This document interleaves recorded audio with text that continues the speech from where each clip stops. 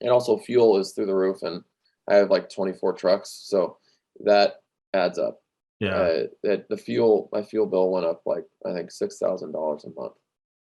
And Jesus. yeah, not doing anything different. Like we're running the same amount of trucks, same distances, everything. Right. So when Um, you go take your truck to Quick Trip or something, now it's $100 to fill up to at plus. least, and it's all these trucks, and it's another thing. It's like being in business. Like they don't tell you Yeah. what to So do, right?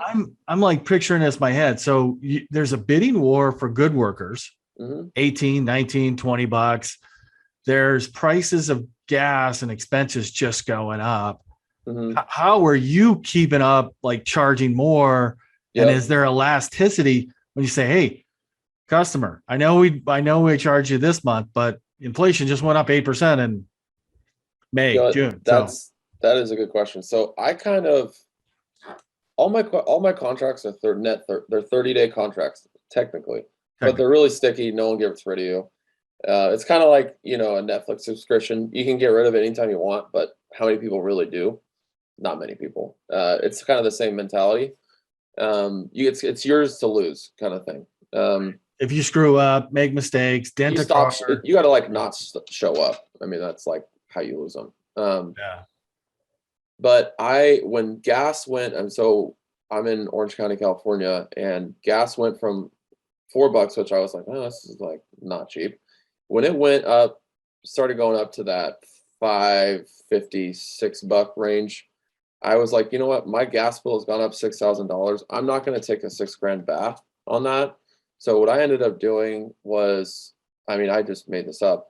I took that delta and I divided it up through my properties and actually sent a little surcharge. So if let's say my monthly billing rate is $1,000 for a property, I went and said, hey, gas fuel surcharge as a line item underneath, $45. But I did that across all my accounts. I think I did like either $25 or $50, something like that. And I ended up making up that difference.